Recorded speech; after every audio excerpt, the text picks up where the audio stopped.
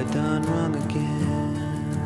Hang your head in shame and cry your life away.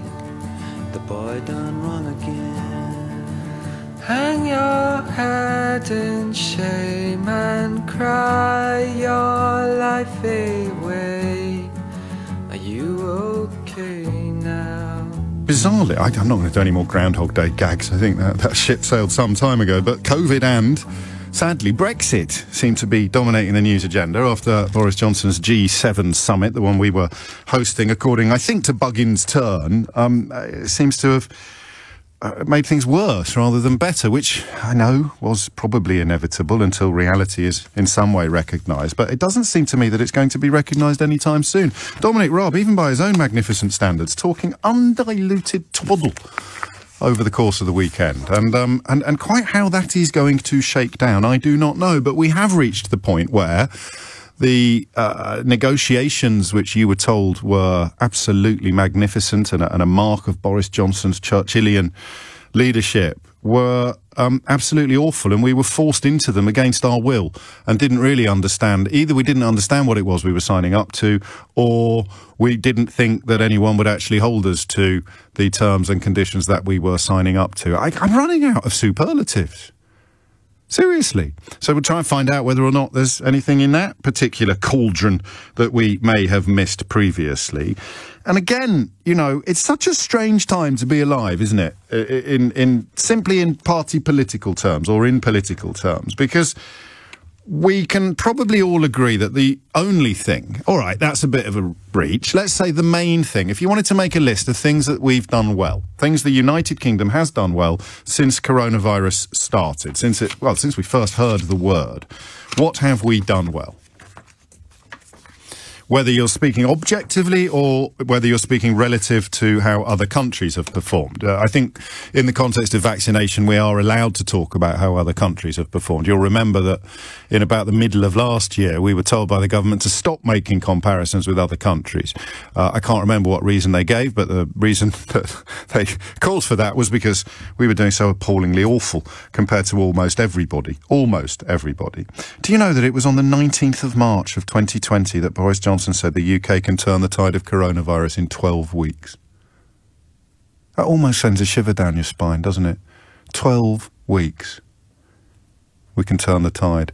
And now we're seeing the third tide, the third wave, heading towards our shores and sweeping over our islands, actually. And the only question really is how much of a lid can we get on it in time?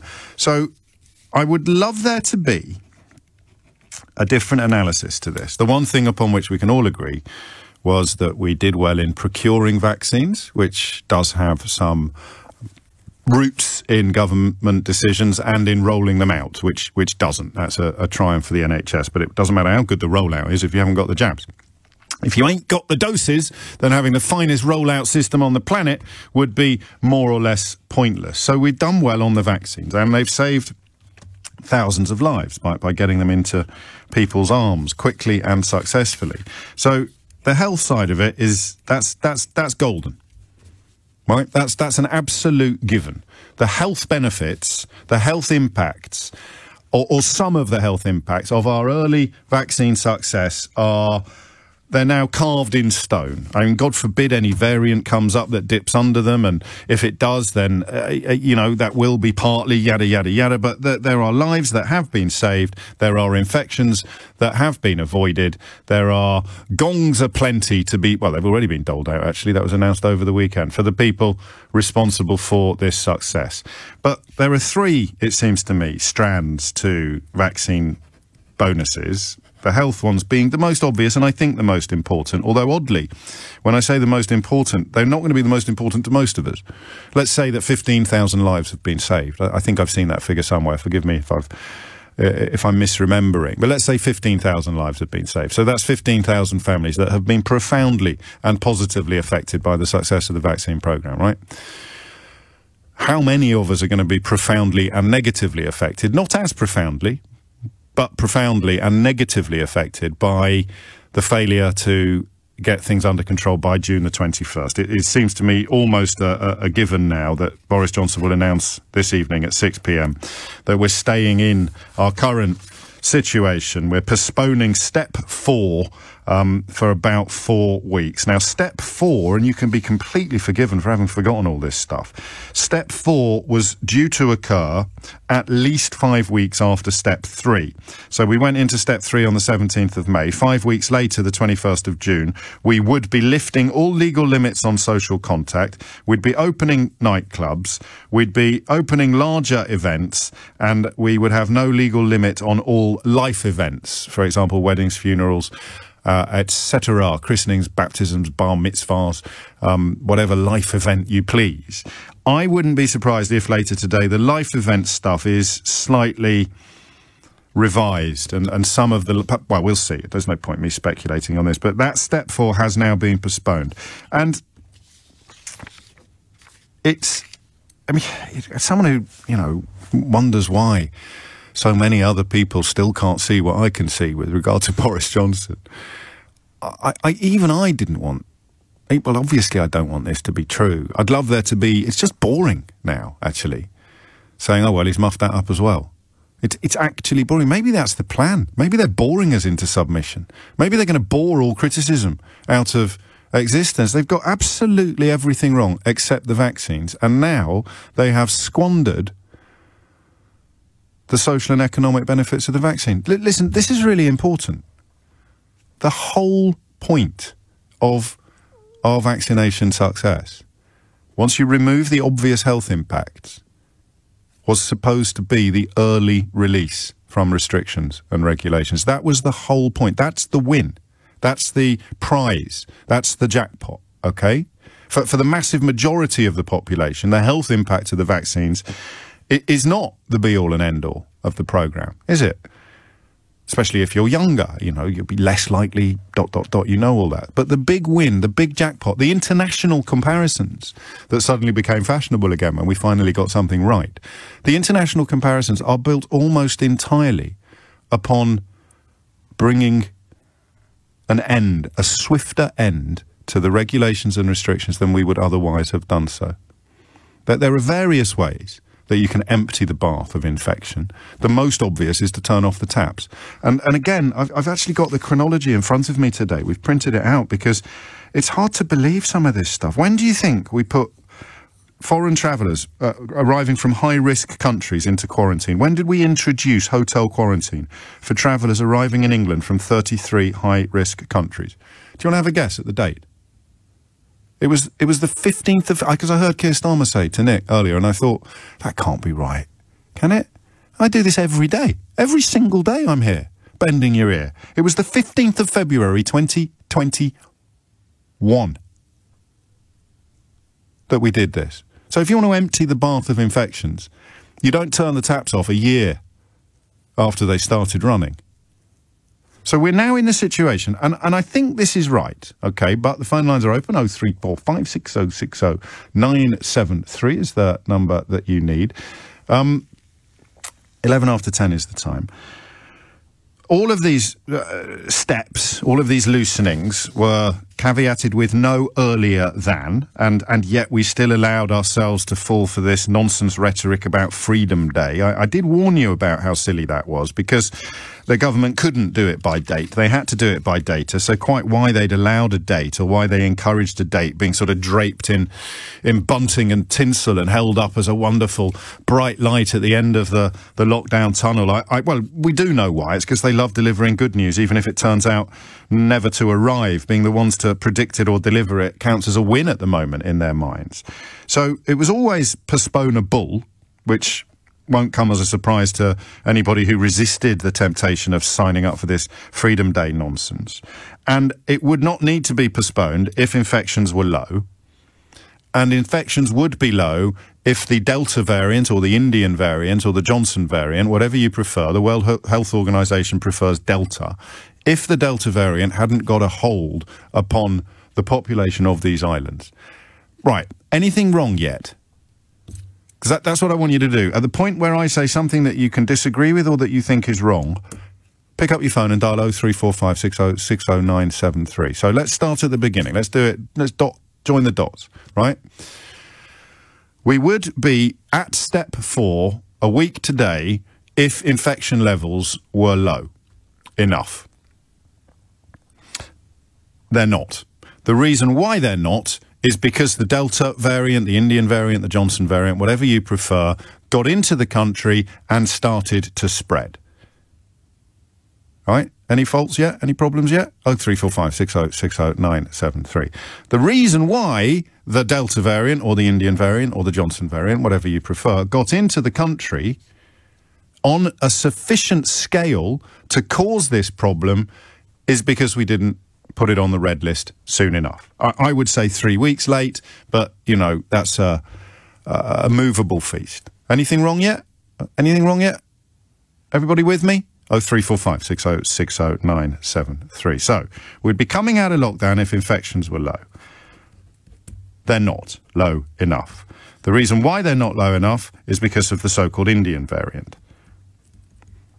Yeah? The reason why the so-called Indian variant is sweeping through the population at the moment with a 60% higher infection rate, it's 60% more infectious than any of the previous strains. The reason why it's sweeping through the population at the moment is because too much of it got in from India, right? Don't think I've put a foot wrong yet, have I? 03456868973. And then we get to the final bit. That was Boris Johnson's fault. All he had to do was treat India like, for example, Pakistan and Bangladesh and stick it on the list, right? Yeah? No, you couldn't make that decision. I couldn't make that decision. Keith couldn't make that decision. That decision was Boris Johnson's and Boris Johnson's alone. Why didn't he put India on the list? And this is a question that has to be asked in the context of Pakistan and Bangladesh being put on it. It wasn't called the Pakistani variant or the Bangladeshi variant. It was the flipping Indian variant. So why didn't they put India on the list? Answer, because he wanted to do a lap of honour on the sort of lipstick on a pig trade deal with India. The big holes, the big problems, the big privations, the big disasters of Brexit he needs to give you something to throw at people like me. Because we resist daily the urge to scream "I told you so" from the highest tower as fishermen and farmers and importers and exporters and people in Northern Ireland and people who want to do business with Northern Ireland, hoteliers and caterers and restaurateurs and hauliers and grocers and food retailers and food wholesalers and farmers and fruit pickers and vegetable growers, all of them queuing up to describe how their lives have been rendered worse by a political decision that they were promised would make their lives better. Boris Johnson needs to give you something to throw at people like me. Right? So what on earth can he give you? It doesn't have to be meaningful. It doesn't have to be substantial. It doesn't even have to be true. You just need something, don't you? So that, you know, if we're talking about people booing the England football team, you just shout Marxist without really understanding what you're talking about. But as long as you've got something to shout, then he's seen you right. That's where we are. You need a fig leaf, right? You need a distraction. That's all that the Indian trade deal was going to be. He wanted to fly there.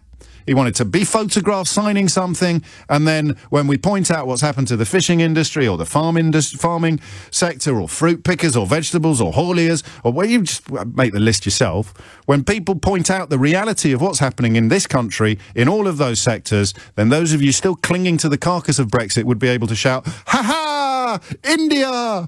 I mean, they did it with Norway. I don't know if you saw this. They announced a big trade deal with Norway, and the Prime Minister of Norway came out and said, "Yeah, well, we're glad we've done it, but it's not as good as what we had before." But in Brexit Britain, that's a win. Not as good as what we had before. Yes! What do we want? Something that's not as good as we had before. When do we want it? As soon as possible, please, Liz Truss. So that's the only... And this is the bit where you can disagree with me. I think there may be another explanation as to why he didn't do it. Why India? Answer, lipstick on a pig. Result, 4 more weeks. 4 more weeks of this infernal restriction, privation, deprivation. And what was the vaccine supposed to deliver? Yeah. An earlier release. Boris Johnson has squandered all of the social and economic benefits of the vaccine success that volunteers up and down this country work their fingers to the bone to deliver. He has squandered it upon the altar of his ludicrous self-interest and his desperation to disguise the reality or to distract you from the reality of his ridiculous Brexit. Reduced to claiming that they signed a treaty by accident without knowing what was in it or what would be expected, reduced to trying to distract you from the reality of what's happening in your own country by signing some meaningless piece of paper in India, and in order to achieve that ludicrous distraction, not doing what was obviously necessary when it was obviously necessary. Result, extension of lockdown. Reason, Boris Johnson. All right, pick a hole in that. So 4 or 5 stages of catastrophe, even after all this time, and they go like this. We're postponing the lifting of lockdown. We're postponing step 4 because there is too much COVID in the population. There is too much COVID in the population because the Delta Indian Johnson variant managed to get a hold. And it is 60% more infectious than any previous strains, and by far the most dominant strain now infecting people in this country. The reason why the Delta variant got a hold was because we didn't close the travel corridor from India quickly or comprehensively enough. The reason we didn't do that, and I think this last bit becomes hard to argue with when you remember what we did to Pakistan and Bangladesh. The reason we didn't close the travel corridor with India quickly or comprehensively enough was because Boris Johnson was hoping to fly there, buy lipstick, and then plaster it all over the pig that is Brexit. That's why we're in for another 4 weeks. Discuss. It's possible we won't talk about anything else today because quite often I don't realise how cross I am until I start talking to you. Look at what they've done to us now. The one thing they got right, the vaccines, which were supposed to free us quicker from the necessary restrictions of lockdown, have been completely squandered upon the altar of Boris Johnson's overweening and weapons-grade self-interest. 22 after 10. Mike's in Bridgend. Mike, what's going on? The trouble with it all is, and I'll lay on my cards, I am a Brexiteer, but with regards to we don't really use that word on this programme because it makes you sound noble and brave rather than deluded and foolish. Well, you can call me what you like, but I'm calling regards to the virus. I think he just wanted to look pretty in India with the sun in his hair. That's basically what he wanted to do. He wanted to take a trip to the old former colony. Well, he can do that in Cornwall. Look good. he wanted to sign a trade deal. Question, why was it so desperate to sign a trade deal, Mike? Ultimately, with regards to the whole situation, it's a classic example of why you'd want somebody like... People criticise people like Keir Starmer for being, on the detail. Sensible and calm or boring. I'm not going to let you off the hook. Why was Boris Johnson so desperate to sign a trade deal in India? Well, I don't disagree with your analysis. But as a Brexiteer... But then just say the words out loud then, please. And remember, you're not allowed to call yourself a Brexiteer because it makes you sound noble and honourable rather than deluded and foolish. So why was he so desperate to sign a trade deal with India? He wanted to sign a great-looking trade deal because he's an arse. Pardon? Crikey. I was criticising you for not... Did he say what I thought he said? Good Lord. OK. Well, you can't have that. Amusing though it is, I need a slightly more substantive reason rather than a personality dismantling. Why was he so desperate to sign a trade deal, Brexiteer, Mike? Well, I said I'm not going to disagree with your analysis. No, but I want to hear you say the words out loud. He wanted something to look pretty, like a nice trade deal. But why? If Brexit was a good idea, why does he need something pretty from India? Well, as a Brexiteer, sorry for saying that word again. I don't care whether he had a trade deal with India or not. I didn't give two monkeys. Because you voted for... I voted for Leave. No, I know, but it wasn't about trade, or so what was it about? It was just about wanting to be separate from the European Union, because I didn't want to have a closer integration. Right, yeah, that one. That old chestnut, except we had the least integrated arrangement with the European Union of any member country, but never mind. That ship has sailed. 25 minutes after 10 is the time. So I mean, there you go. Someone describing Boris Johnson in the roundest of terms, not a word I would employ, I don't think, on the radio, but don't at me if I do occasionally slip into the argot. But I mean...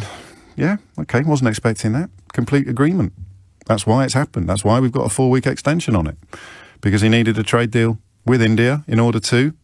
And then you can fill in whatever gaps you prefer. 25 after 10 is the time. Daly, not that one, is in Macclesfield. Daly, what would you like to say? I don't believe that the Indian variant would have made any difference. I believe that lockdown would still be happening again, no matter what. And the reason for that is that the Indian variant only actually counts for 1 in 7 new cases. So, for example, there's been 7,000 cases today. Without the Indian variant, there'd still have been 6,000 cases. I thought it was 90% of new cases now.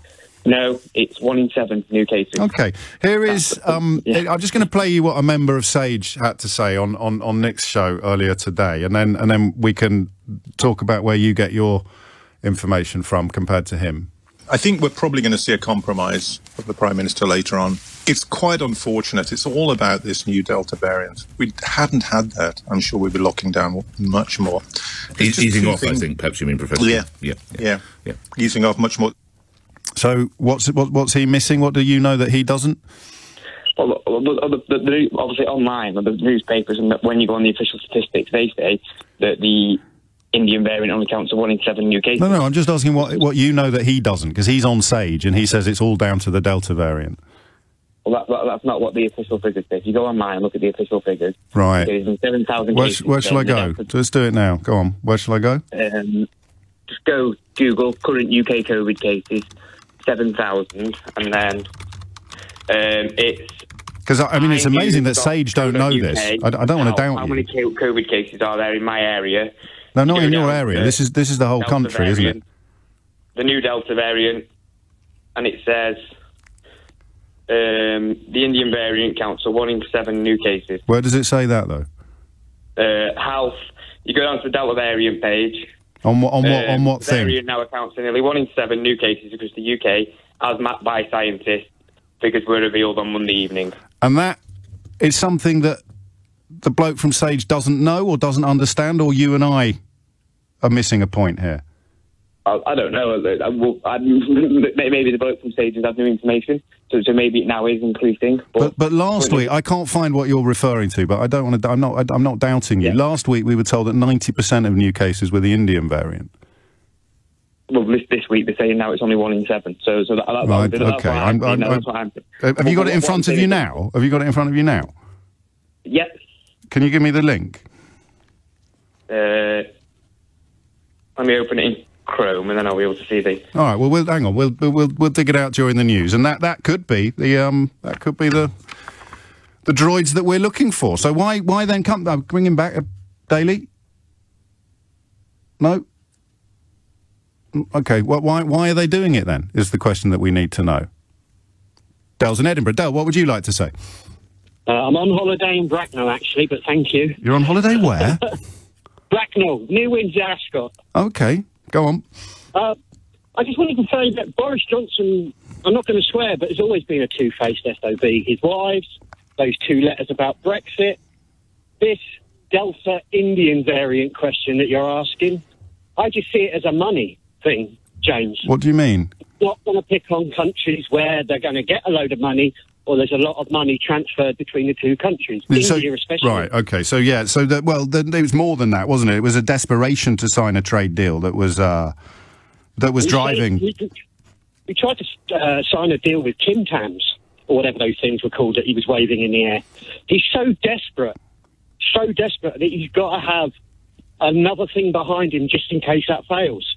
So he's been plugging the Freedom Day. He's been plugging Great Britain rising again, but he knows perfectly well that the information that we get online from you and from everybody is just contradicting him. And it's a matter of propaganda for them, and that's the really scary thing. That's the whole scary thing about Trump and Boris Johnson. And there again, Putin. It's all about propaganda. I'm not going to argue with much of what you've said, but on the question of squandering the vaccine bonus, that's the bit I don't understand. That's the bit I can't quite see any defence of, unless our lad a minute ago is right and Sage is wrong, and the Indian variant isn't sweeping through the population on anything like the scale that was reported last week. Then how can squandering the vaccine? Will this be the point at which maybe the scales fall from some people's eyes? No. Why not? Because, again, I'm sorry to use the word again, James. No, don't. It's battering us with information that we either don't need, don't want, or can't understand because it's gobbledygook. They squandered the vaccine for what reason? I don't know what that reason is. Do you know what that reason is? Well, yes, it's the Indian variant.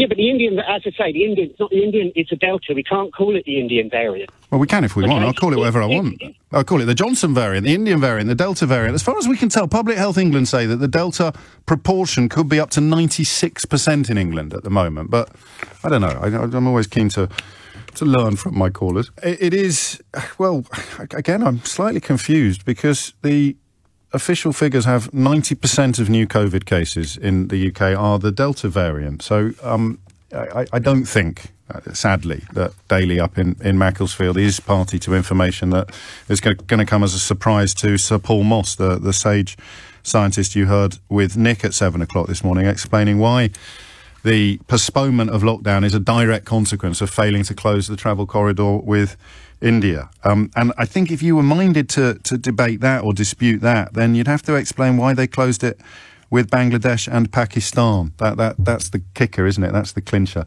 10:35 is the time. Michael is in Dagenham. Michael, what do you reckon? Right, well, let's start with the closure of the borders between Pakistan and basically not India. That's all political. We're not doing any favours with them. We don't really negotiate very well with them. They're not interesting to us. Sorry, so who? They're expendable. Who? That's the way the political classes think. Okay? Hang on, who are you talking about? Which countries do we not... Ours. Our government. Our corrupt government. And our corrupt opposition. They're all corrupt. They're all the same thing. Okay? So... No, I don't want to sound I don't really know what you're telling me. Okay, so the thing is, it would have made no difference if we closed down the corridors between India and the United Kingdom. Why not? Right? Well, this variant's been out for quite a long time already. It's a lot longer than they've been saying. Oh, I see, right. And people are travelling everywhere. You know, and on top of that, if I close down the corridor between India, it doesn't stop an Indian from getting on a flight to another country and then coming to me. No, but it makes it a lot harder, Michael. So it means that the numbers... Really. Well, yes, really. And it means that the numbers coming in would be massively reduced. Yes, but it only takes one to spread an infection. Well, but if you've got 10, then it spreads a lot further and faster, Michael. Well, no, this is the problem. I know. This is the problem. I know. Because, like... well, look, here's the bloke. I'll tell you what. Here's the bloke from Sage. Here's the bloke from Sage again. Sir Paul Moss with an M. Have a listen to this and then tell me what he's got wrong. Yeah. I think we're probably going to see a compromise of the Prime Minister later on. It's quite unfortunate. It's all about this new Delta variant. If we hadn't had that, I'm sure we'd be locking down much more. Easing off, I think, perhaps you mean, Professor. Yeah. Easing off much more. So, go on. Michael? The first problem, okay? What? Right, let's start with the first problem. Oh, okay, well, right? Let's not. Bob's in Leighton Buzzard. Bob, what would you like to say? I just don't think you should completely rubbish the trade deal with... First exit. Is it a full moon at the moment? Eh? Is it a full moon at the moment? No. No? All right, don't miss that first exit. I'm not rubbishing the trade deal with India. I'm explaining that the desperation to sign it... What? And I started again, but I've stopped again Okay, now. mate. Well, hang on. We'll it's like a... I'm waiting for Anton Deck to come into the room this morning. Seriously. Alex is in Lincoln. Alex, what would you like to say? Well, firstly, it feels a bit like you're being punked with the number of ridiculous calls you're getting. You're telling me? I think it's a conspiracy. My issue at the moment... Now, I'm only in my 20s, but my issue at the moment is we have a government who seems to be able to agree to whatever they like, do whatever they want, say whatever they want to whoever they please, and it doesn't matter whether it's right, wrong, accurate, inaccurate, true or false. I think you're right. This, my coin toss theory. No one seems to be holding them to account. It's incredible, isn't it, now? Because, let's look at Northern Ireland later, probably, in the programme, although at the moment I'm minded to stay with this, unless the calibre of call stays roughly where it is at the moment, in which case we'll probably move on in about 2 minutes' time.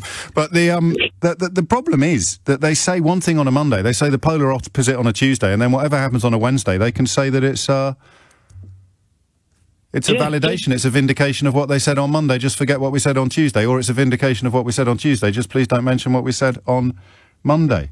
Well, I think it's even simpler than that. You've got that, but on the other hand, you've got them just coming out and going, Oh, yeah, we didn't even say that. We've got you on camera saying it. We've got video evidence of you saying and doing these things that have caused untold harm to families across the country, and they just seem to be able to get away with it, and it's all fine. So do you think this is for me, and I had this conversation last night, and I agree with the earlier caller who doesn't think it's going to move any needles or see any scales fall from any eyes. But it is incredible that he's even managed to squander much of the benefits of the vaccine. And I guess if you're desperately trying to pretend that he hasn't, then you will end up perhaps arguing that the Delta variant isn't actually that bad and SAGE don't know what they're talking about, or it would have happened anyway even if we had closed it earlier, people would still have, I don't know, come here on jet skis. Is that the motive? I mean, how else do you end up arguing anything other than what's at the end of your nose? Well, I think the problem, the primary issue we have at the moment is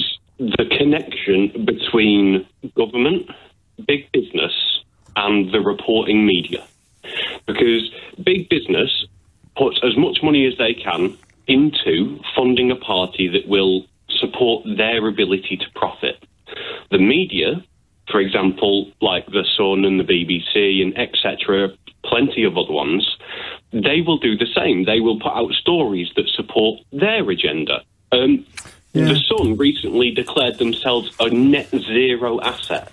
They make absolutely no money, no profit whatsoever, but they still run because it serves a purpose. It helps promote a regime and a government that will support their other profits. Far be it from me to criticise anybody else for using this programme as a pulpit, but I do want to steer you back towards the central point in time. And can I suggest cautiously that you're quite new to this programme, Alex, or have you been listening for a long time? I've relatively new. I've listened here and there. I thought so, because in many ways you're teaching, and this isn't a criticism, I love it, I do the same, but you're teaching me to suck eggs. Some of the lines you just come out with they'd be on my greatest hits album, Alex, some of these lines. But to move it right into the present day, the point, if you'd said to me even 3 months ago, if he messes up the vaccines, James, then he's toast. I think I might, even knowing what I know, even knowing all of the things you've just reminded me of, even understanding intimately the relationship between plutocrat-owned right-wing media and an extremely authoritarian populist right-wing government, even knowing the disaster of Brexit and the desperation to cover it up, all of these things notwithstanding, if you'd said to me 3 months ago, when we were dancing around the house in joy at the vaccine success, and even those of us who routinely find it repellent were indulging in a little bit of low-level jingoism, like, haha, I'm glad I live in the country that's got the best vaccine procurement programme on the planet. I really am glad, because I live here. It'd be daft not to. If you'd said to me then, if he messes this up, he's toast, I'd have said, you're right. And he's not, is he? He's not. No, he's not. And he seems to be able to get away with it. And the only people hold him to account are people who don't have the platform and the authority to hold him to account. And it's very, very, very odd. 10:43 is the time, and at some point people are, I'm afraid, going to have to stop crossing their fingers and start asking why Keir Starmer isn't doing a more effective job of holding them to account. Chris is in Tower Hamlets. Chris, what is going on? Is there a challenge to the analysis that says, and I think it's pretty unassailable, we're having to extend this stage of lockdown because he didn't shut the travel corridor from India soon enough? No, absolutely right. And the reason I called him was I think that young man you've just had on, is absolutely spot on and, said it so articulately as well. I mean, and you're right. The Labour opposition are not doing a good enough job, frankly. But I wanted to just pick up on a slightly different aspect. I mean, I think it's high time now that journalists insisted that those press conferences are all done live, so that they can have follow-up questions. It was interesting to see it in Cornwall, wasn't it? They actually got the chance to stick a couple in Cornwall. I don't know what's happening tonight, actually. This is Eddie Mair's crusade, isn't it, to get journalists in there asking supplementaries. Do we know what the score is at 6 o'clock this evening? My guess is that it's not going to happen. I think that was a one-off, for the G7. But I hope I'm wrong, because that's the problem. That young man who's just been on has got it right. They're telling lies in public. And the comparisons that they presumably will be encouraging us to stop making now would point out that Germany, France, Italy, I think, have fewer combined they have fewer new cases than we do, and they're catching up on the vaccine front.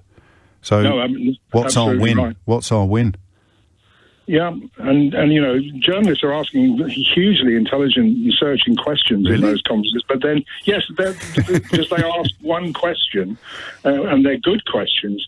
But the problem is, if you just get a lie in response and you don't have a chance to follow up, then... But you listen to the programme a lot, Chris. Anyone who doesn't recognise Chris, he calls in quite often. He's a former headmaster out in Tower Hamlets. And I mean, with your teaching hat on, how do you process this? Because...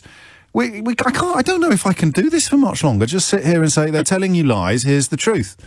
They're telling you lies, here's the truth. I mean, at what point does the brick wall against which we bang our heads daily win?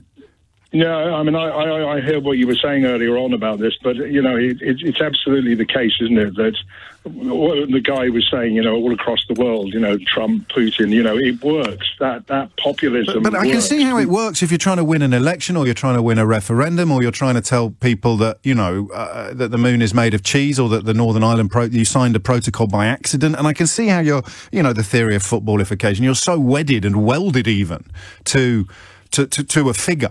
In this case, Boris Johnson, or an idea, in this case, Brexit, or a party, in this case, the post-2019 Conservatives, that you'll move mountains in your mind to avoid the truth. But well, I think we've just been lucky up to now that neither of the political parties have chosen a leader who is, you know, a naked populist. I mean, it's just been fortunate that hasn't happened before now, but now we've got one. But when we look, I mean, the bits where I thought everyone would suddenly fall into line and see the truth would involve things like death tolls, death rates, all of the things that they got horribly, horribly wrong. To defend Keir Starmer, I think being too outspoken and too robust in criticism of what the government was doing in the midst of it all would have been a little bit like, or it could have been cast as siding with the enemy during a wartime scenario. But now, yeah, right at the start that might have been the case. Yes, but not anymore. I think the word he's going for, I heard him with Nick this morning, pathetic seems to be the word he's going for. I'm afraid that's a bit pathetic, isn't it? It's not strong enough. He needs to be landing these punches. We are postponing freedom, if you must call it that, for 4 weeks. We think we're hearing till the 19th of July, still supposed to wear masks, still supposed to work from home if you can. Pubs will remain table service only. Social distancing will still be required at indoor hospitality venues. We think the limit on 30 wedding guests might be relaxed, but other than that, it's business or non-business as usual. And is there any reason other than? Can anybody think of a reason other than? I hadn't foreseen, actually, the claim that the Indian variant isn't the reason why we're having to postpone the lockdown, and I apologise for that. I should have done. But if you're going to ring in and make claims based upon statistics, they need to be true on the programme. They simply need to be true. Over 90% of new COVID cases are the Delta variant, full stop. That's why we're locking down. That's why we're postponing. How did it get into the country? Because we didn't shut the travel corridor with India. I can't do another phone in on here is the truth, here is reality, why do you deny it? I'm just not in the mood.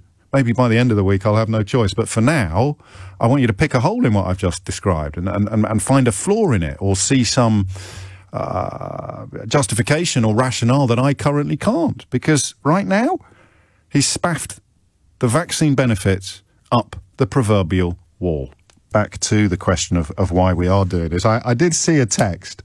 And it was when Daly rang in from Macclesfield earlier. It did say, James getting schooled by a 14-year-old boy. You love to hear it. Which I thought, Daly in Macclesfield, was very unfair on you. You clearly possessed of much more maturity and seriousness than a 14-year-old boy. And neither, it appears, did you school me. So we think we've worked out where you got your numbers from. Are you there, Daly?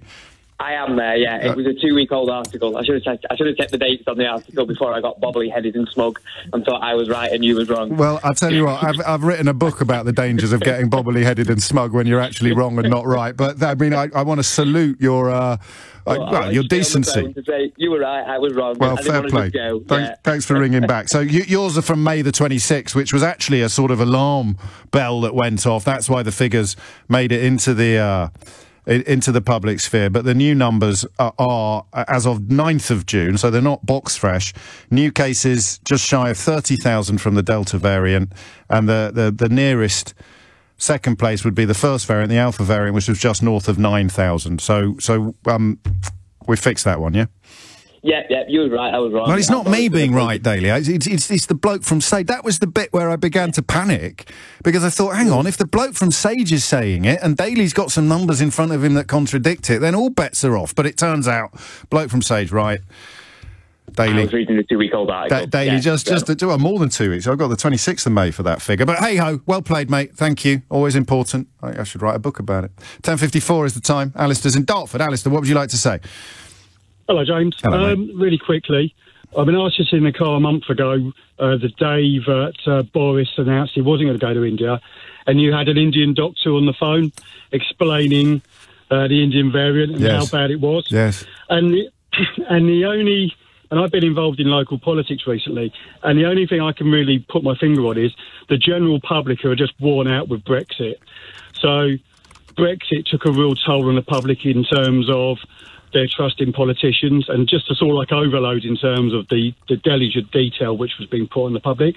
Yeah, and Boris comes along, he's a populist PM.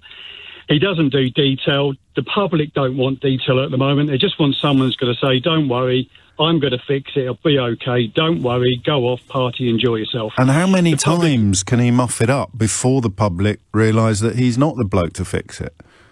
I think he's got another 3 years, hasn't he, before he has to go back into election mode. He's just won the county elections, so in 2 years' time he's got a lot of local elections coming up.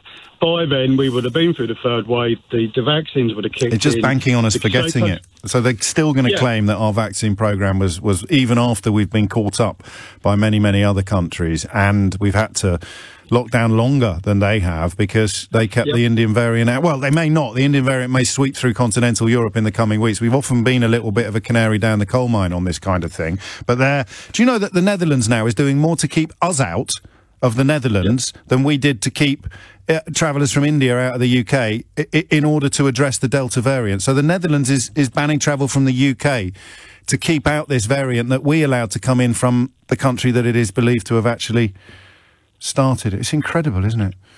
Yeah, and I think you're just fine, but the Tory central office works on a basis now of one message only. That's all you need. One good message just before an election time. That's all you need to win it. But whatever's gone on before simply doesn't count. And Boris is just riding on that. It doesn't matter what happens, what he does. You know, in 18 months' time, he'll have to start focusing on the local county elections. At that point in time... Well, what do the rest of us do? What do the rest of us do, then? You know that old Orwell line that I was going to have sort of crocheted above my bed. There is truth and there is untruth. If you can hang on to the truth, even if you're the only one, you will not go mad. I'm beginning to wonder, Alistair. Well, I'm a Tory, and I'm working on putting down the foundations for a Tory party which comes after this bunch of loons. Because, anyone with any intelligence has been removed. There's no one with any gravitas left in the Tory party. There are a couple, but they're almost hiding, aren't they? They're almost hiding. Yeah.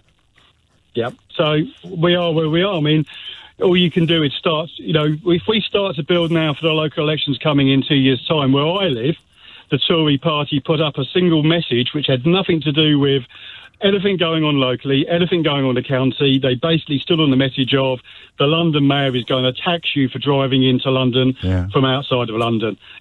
That just killed all political debate dead.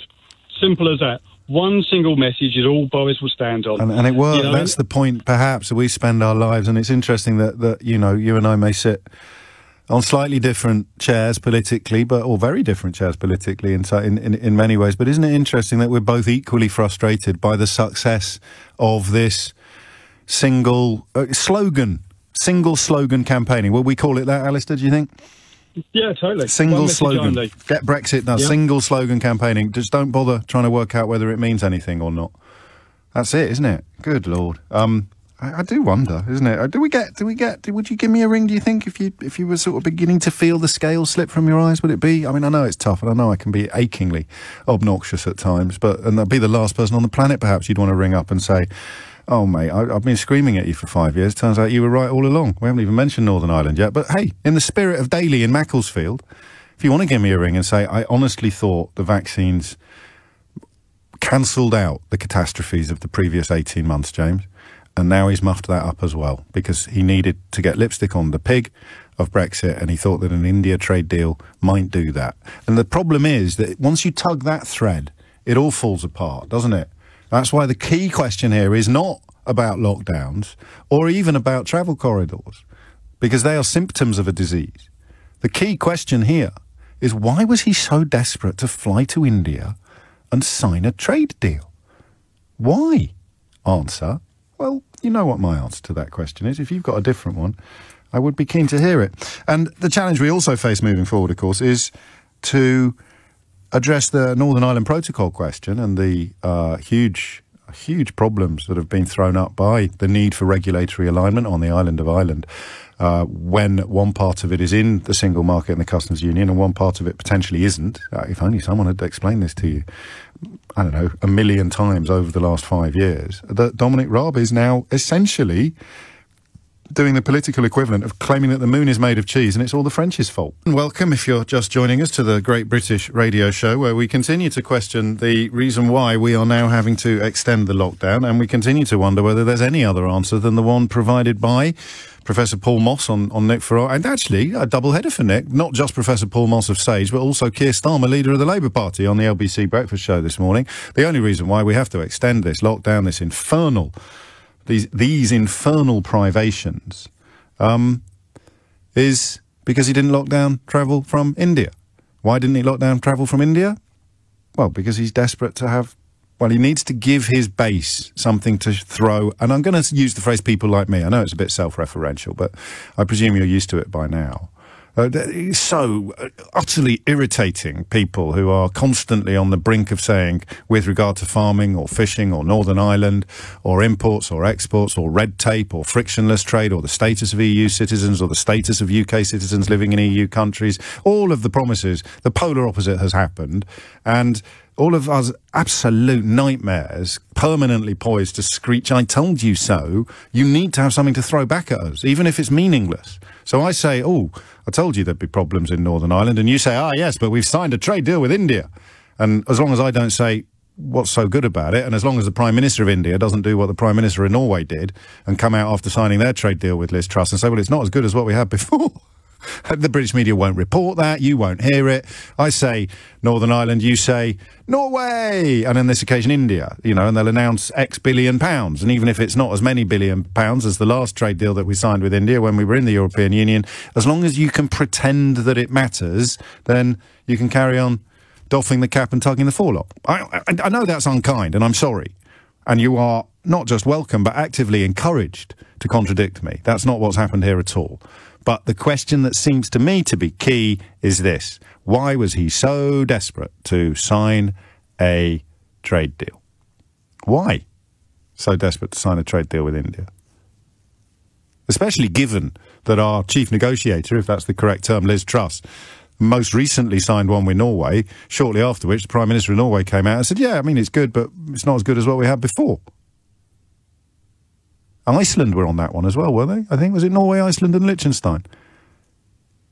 Whatever you do, if you really don't want to recognise reality yet, whatever you do, do not read the piece in yesterday's Observer about the fishing fleets in Hull and the processing industry in Grimsby. Do not go near that, whatever you do, because, well, it'd be like waking up and finding out that the earth isn't flat after all. 6 minutes after 11 is the time. Joseph is in Tunbridge. Joseph, what would you... Tunbridge Wells, no less. My apologies. What would you like to say? Oh, thank you, James.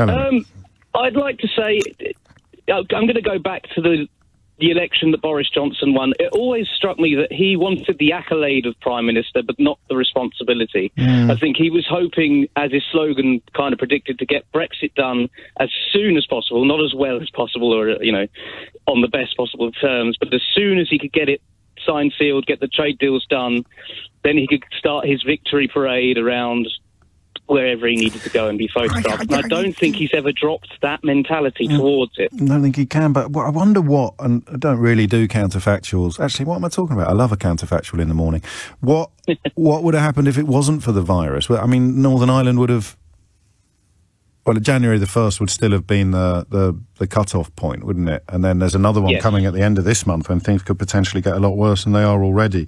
I just wonder how much camouflage coronavirus provided. Probably quite a lot on trade and things like that. I think it certainly did on some aspects of his policies, and to people like yourself and I, and left other sides of it completely bare to criticism. I mean, you know, no, I do. I can't claim to know enough about the Northern Irish situation to give you a strong opinion on it at this stage. The only strong opinion you need is that it was absolutely inevitable, and that when Theresa May said no British Prime Minister would contemplate putting a border in the Irish Sea, she should have added no British Prime Minister with a scintilla of integrity, conscience or decency would consider putting a border in the Irish Sea, and yet here we are. Exactly. And I think Boris Johnson just wanted to be known as Prime Minister who got Brexit done, not done well, wasn't not expecting done right, anything else to happen. There was I think Marina Hyde put it. I mean, no offence to you, because none of us can scale the dizzy heights of prose that Marina Hyde in The Guardian routinely delivers, but she put it brilliantly. I can't remember quite how she put it, but it was exactly that. I think it was he wanted to be Prime Minister, and then he wanted to have been Prime Minister. It was the bit in the middle that he had a problem with, the actual being Prime Minister, and I don't know. I don't actually know that I do agree with you completely on this. I would have done once, but he does seem to derive some sort of validation or pleasure out of the power, out of being there. The problem is, what's the point of him? Answer, he delivers votes.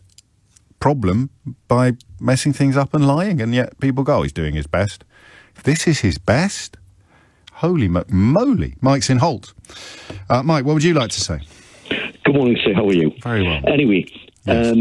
How are you? I'm sorry, how rude of me. I don't want to do this. I don't want to do this with every caller, because it eats into the programme. But I'm kicking your boots on you, and so I'll try and keep it tight. Go on then. You keep asking the question: how are these guys still getting positive feedback and support when you can see what they're doing? It's evident, and we can keep going over it. My suggestion is that people like to feel 100% right. If you know you're right, it's a very safe place to be. Yeah, and it keeps the chaos at bay as well, doesn't it? If you pretend you're right, absolutely, because you can eliminate 99% of the alternatives. You eliminate. I'm a retired Catholic. Right. I know how Lapsed. secure it was to be no, I'll say retired. Okay. And it gives you great comfort. But it doesn't. There's nothing inherently dangerous about faith. It's where it can go and what you can do with it. But I miss in my moments of doubt and scepticism or agnosticism, I miss the comfort of faith. And then when I'm in a zone where I have it, I really value it. I find it rather warming and wonderful.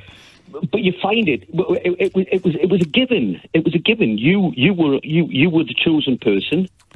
You were part of the chosen religion, and as long as you adhered, and there we go, as long as you adhere to the requirements of that belief system, I'm not just having to go to Catholicism, but that belief system, then you know you're right. And when you go to bed at night, you're comfortable and you're safe, and you will eschew anything that challenges that. I don't know. So you just keep clinging to it, and it is a little bit. I mean, we've reached for religion. We're really talking about cults, aren't we? Here. Yes. It's that belief in I am right. It's your football analogy. Have to be. I mean, my country right or wrong, my team right or wrong, and if they're wrong, I'll pretend that they're right. I'll scream that they're right until I'm blue in the face. It's a funny one, isn't it? You see it not just in this context. I get it probably more now personally from the complete opposite end of the political spectrum. People refusing to acknowledge or accept that their cult leader was in any way flawed, and the only reason why their cult leader didn't triumph and march upon Downing Street at the head of a new government was because of, I don't know, everybody else except him. It was all my fault, is a popular view. And the alternative is to look yourself in the mirror and say, God, I have no idea how I ended up buying that snake oil, but buy it I did. And people don't want to do that. And Northern Ireland, James Crivens, I saw, I'm afraid I was sympathetic to the concept of Irish nationalism. Why do you say I'm afraid? I mean, I'm not trolling unionists or anything like that. But why would you, as a Geordie relocated to North Wales, be troubled by, and especially as a Catholic, why would you be troubled by the notion of a united Ireland? Because I think because if you raise that in the military, okay, heck, Moses. Oh, and then it undermines all of, well, not undermines, but it does rather. What's the word I'm looking for? I'm not even sure. Tarnish some of the sacrifices made to keep peace in Northern Ireland over the years. If the United Kingdom ends up essentially losing Northern Ireland because of, astonishingly, I have to say this, because of political shenanigans deliberately undertaken by the Conservative and Unionist Party. That is the only thing I would say within the context of long-term predictions. I cannot see how Ireland remains two separate countries, as it were, at this point in proceedings. I don't know what the trade situation is going to develop into. I know that we are reduced as a country to either pretending that we didn't realise what we'd signed or claiming that we didn't realise the other people that signed it would expect us to abide by what we'd signed up for. That's it. I mean, this is going to be the next topic, actually, but I'm not ready to move on yet. Well, that is the choice as far as I can see. Either they didn't understand what they were signing, or they did understand it, they just didn't think the other side were going to hold them to it, and or, as a subset of the second category, they did understand it, they just lied to you about it. There are no other analyses as far as I can tell, and I don't know where that leads, except quite possibly to a united Ireland. Mike, mind how you go.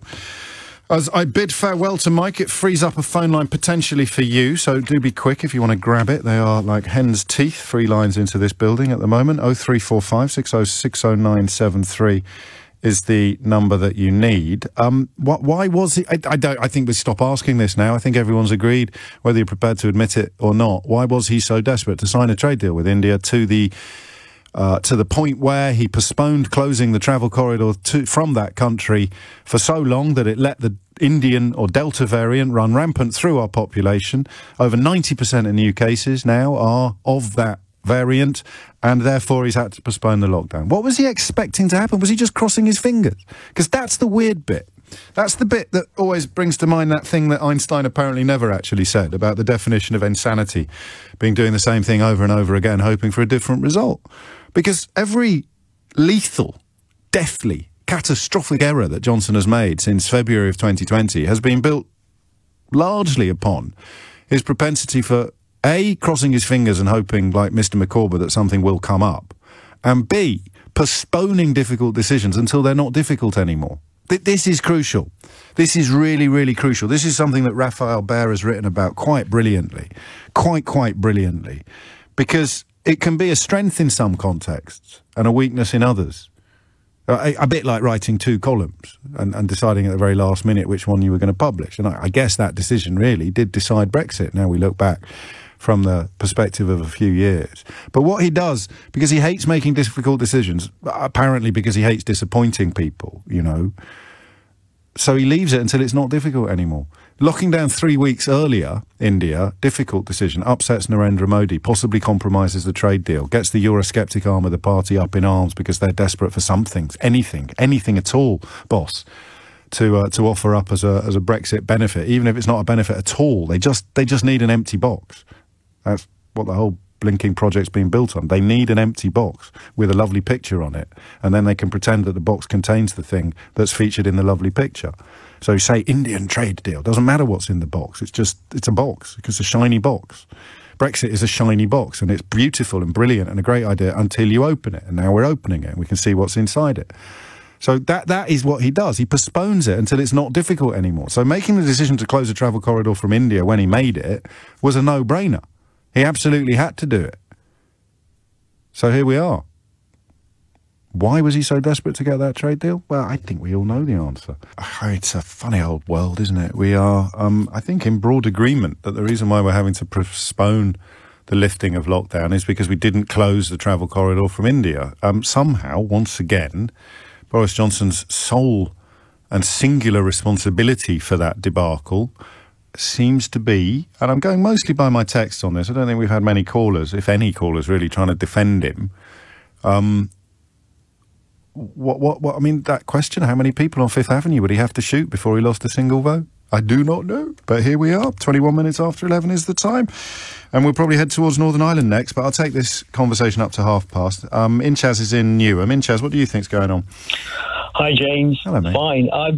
I've got a completely different consensus on it. Go on. So basically, we're barking up the wrong tree. So yes, there's no logic other than accepting the fact that we are where we are because he did not close the corridors.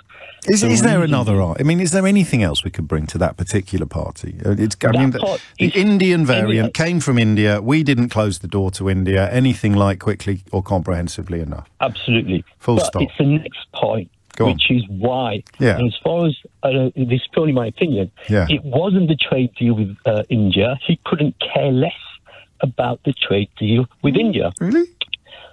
Absolutely. It was more about Priti Patel, which I say pretty dodgy Patel. Oh. Now, if you get the background of it, that's a bit of a dad joke.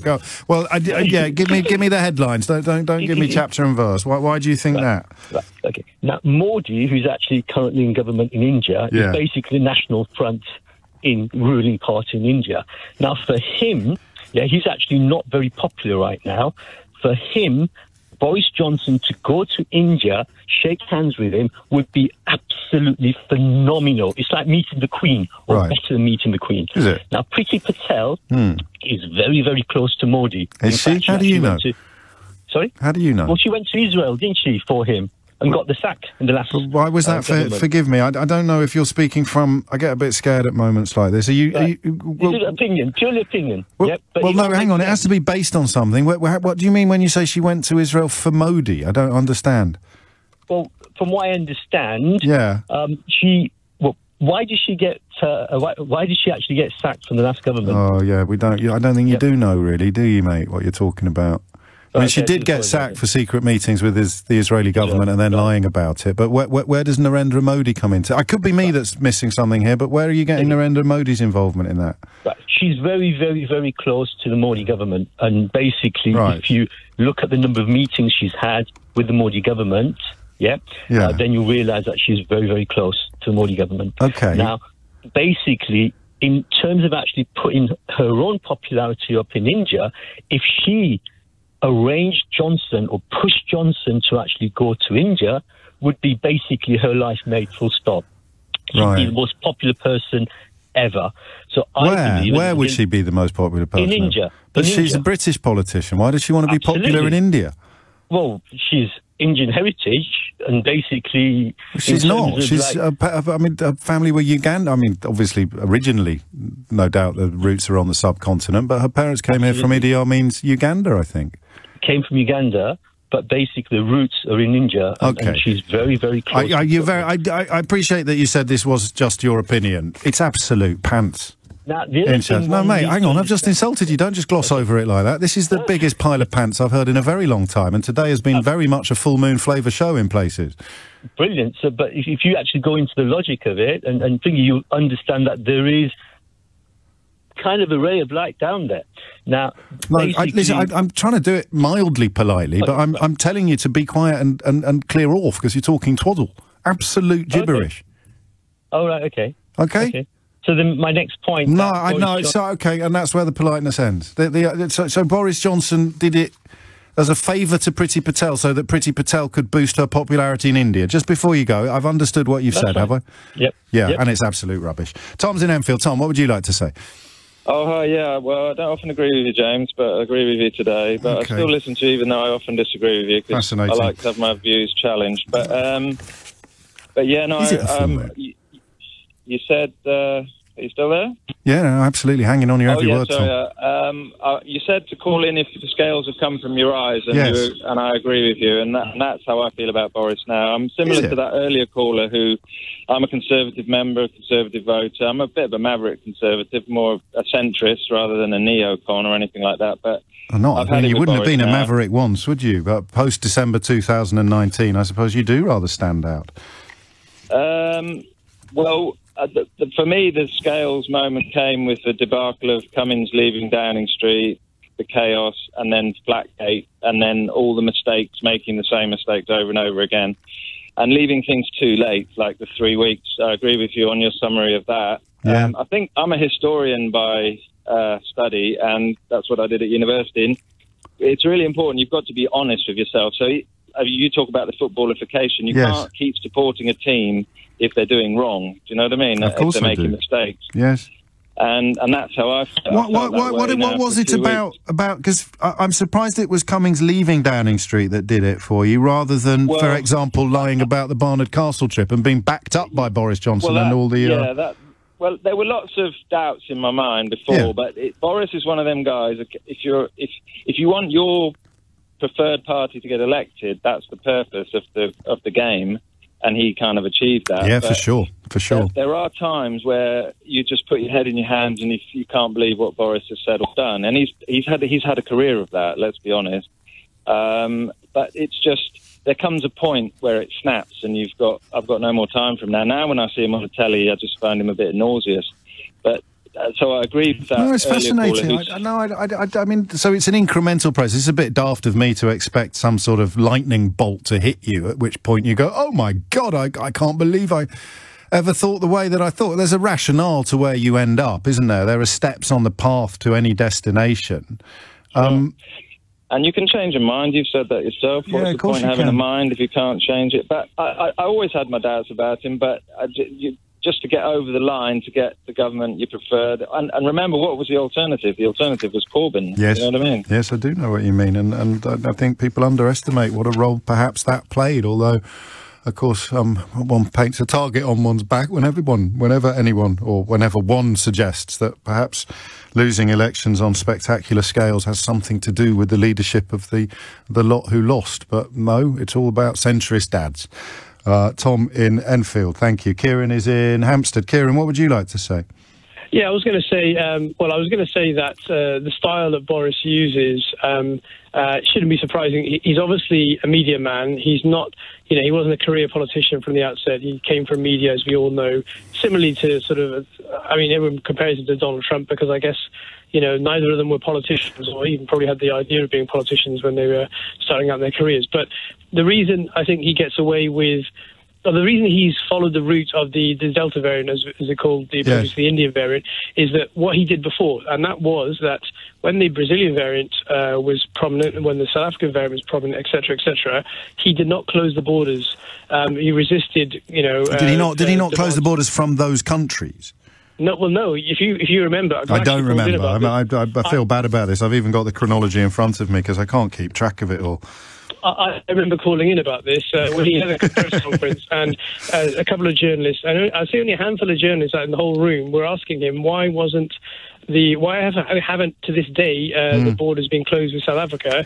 And I think I might be mistaken in saying it might have been Matt Hancock actually speaking. It must be on the red list now. Yeah, but I mean, back then they were saying... So you think he got away with it with a couple of these strains, so he thought he might get away with it with another one? Yeah. Yeah, okay. But fundamentally, I mean, look, I have a little sympathy with Boris, only a tiny bit, in that we are not going to solve this problem ultimately by shutting all the borders, because we can't shut them indefinitely. If you remember, I mean, the Indian variant we're talking about was a variation of the Kent variant that came from this country to their country. So the problem is we're always going to have this situation. And fundamentally, until the world gets vaccinated, we're never going to avoid that problem. And we can't just close the borders indefinitely for the rest of time. No, but we can move quickly against travel from places where particularly virulent new strains have emerged. I don't think that's... And the whole point about this one, the more I talk about it, the more I understand, which is often the way, is that there's 60% infectiousness, 60% more infectious than previous strains. That's why we're in the hole that we're in.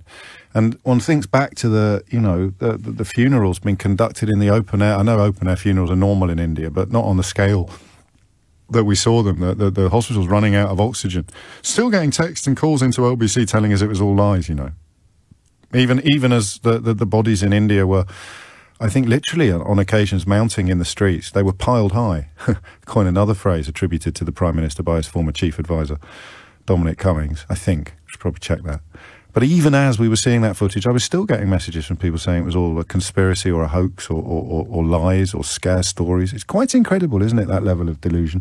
11:30 is the time. Speaking of delusion, do you fancy having a look at Northern Ireland together and slightly bigger questions of how we've ended up claiming that we signed a withdrawal agreement somehow by accident or under duress? Problem is, and I'm noting this a lot, I noticed it a lot last week, there's a danger of all the phone-ins, even though they're on very, very different subjects, sounding a bit the same on this programme, because essentially I'm asking, how come you still believe that thing now that it's been proved beyond any reasonable doubt that it's not true? But maybe that is the most important question of our age. We'll play a slightly different game now with regard to Northern Ireland and the protocol. So, it is quite incredible, actually, where we have found ourselves. And although I probably belong in the group of people that considered it inevitable, you know what's coming next, don't you? There's always the theory of the flesh-coloured body stocking. But even if I am fully signed up to the constituency that thought it was probably inevitable, then I wasn't expecting it to happen quite this quickly, which was a bit stupid of me, really, actually. Well, I'll tell you what, I was expecting to happen quickly, the problems. Obviously, there was going to be it's hard to know what clips we should be pulling out of the archive now. When Boris Johnson swore blind that there wouldn't be any checks in the Irish Sea or any form of border in the Irish Sea, anyone with any sense should have put a ton of money on them being checks in the Irish Sea sooner rather than later. But that's what I mean about having to guard against the danger of all our phone-ins sounding the same at the moment. Here's a lie that Boris Johnson told, or here's something Boris Johnson said a few weeks ago or yesterday that turns out today not to be true. Why do you still believe it? So that's not the game we're playing. I don't think. It may transmogrify into that in a moment. But the situation in Northern Ireland became inevitable. And weirdly, this is where, once again, this must be a personality issue for me, a character issue. Whether it's a strength or a weakness or a defect, I honestly don't know. It could be described as Pollyanna-ish, maybe, or being excessively optimistic or being too keen to see the best in people. But it was so obvious that this was going to happen. Do you remember the call we took? And I'm going to carve a groove into the record on this one. I play it so often. The bloke whose house straddled the border in Ireland. His bathroom, if he went for a Jimmy Riddle, he'd be in Northern Ireland, and if he meant to bake himself a bacon sandwich, he'd be in the Republic. I mean, someone like that explains to you the impossibility of having checks on the island of Ireland. Then you wonder, what are they going to do instead? Because you have to have regulatory alarm. I find this actually astonishing and quite, I don't know if frustrating is quite the right word, but either the Foreign Secretary in June of 2021 has a poorer grasp of Brexit's impact upon Ireland than the average caller to this radio programme. And I don't want that to sound like a pejorative. The average caller to this radio programme is obviously considerably more intelligent than Dominic Raab. But you wouldn't expect it to necessarily be quite this stark and obvious. The average caller to this radio programme since 2016 has displayed a much better grasp of what Brexit was going to do to the Good Friday Agreement than the man who is now currently Foreign Secretary. A man who was opining upon the content of the Good Friday Agreement to a select committee at the House of Commons not long ago, before being forced to admit that he'd never actually read it. A man who became Secretary of State for Brexit, and after that appointment revealed that he'd been surprised to discover what a big role travel between Dover and Calais played in the UK's import-export models. Just genuinely breathtaking, right? So it was so obvious. I guess what I'm saying is, and this is where I'm going to do something a bit different from the theory of the flesh-coloured body stocking. We need to replace that. We need a new analogy. We're going to need a bigger analogy. So here's the thing, right? We're sitting in a room and an elephant comes into the room. And there are, let's say there's 100 people in the room, right? And 48 of them go, flipping out, mate, there's a blooming great elephant over there. And 52 go, no, there isn't. That's a poodle. And they swear blind it's a poodle. Not only do they swear blind it's a poodle, not an elephant, but they get quite rude. Rude poodle. They get quite obnoxious. They call you names and cast aspersions upon your integrity and even perhaps your paternity. They call you all sorts of, and you're sitting there and you're thinking, no, I'm not a hallucinatory individual. I'm not really keen on slapping people around the face with a wet fish. But that's an elephant, right? Keith? It's an elephant. It's an elephant. And then 52, but a majority of people in the room, the will of the people tells you it's not an elephant at all, it's a poodle.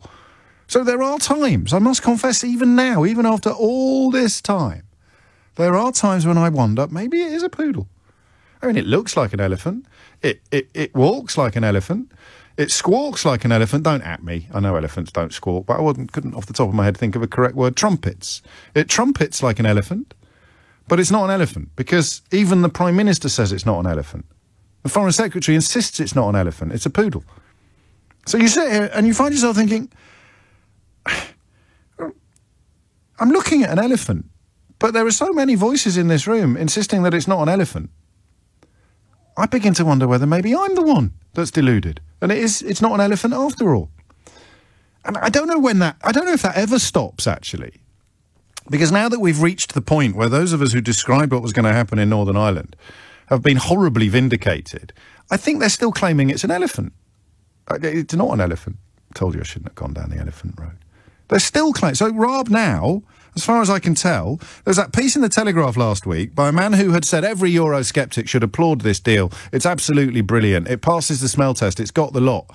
And then last week, the same bloke was writing, we signed it under duress. The EU couldn't possibly have expected us to abide by the things we were signing up for. That's just, I mean, imagine if that was another country. Imagine if we were watching this unfold somewhere else. Imagine if Emmanuel Macron stood up in January and said, yay! Come on, lads, this is brilliant. And then in June said, oh, no, look what those nasty Brits made us do. And then the other thing Raab tried to do was talk about what would happen if France made Corsica subject to different rules and regulations. Again, he doesn't seem even to understand what Brexit is. This is the bit I find baffling, stroke frustrating, stroke... I don't know quite what the word is at the moment. Because it is an elephant. Right, I've now done DNA tests. We've now brought in David Attenborough. We've got Chris Packham on speed dial. It's an elephant, right? It's an absolute stone cold 100% elephant. And Dominic Raab's still telling you it's a poodle. So I've got a little clip of him speaking this weekend. I just see if you're hearing what I'm hearing, because I say it again. It was like one of my greatest hits. This.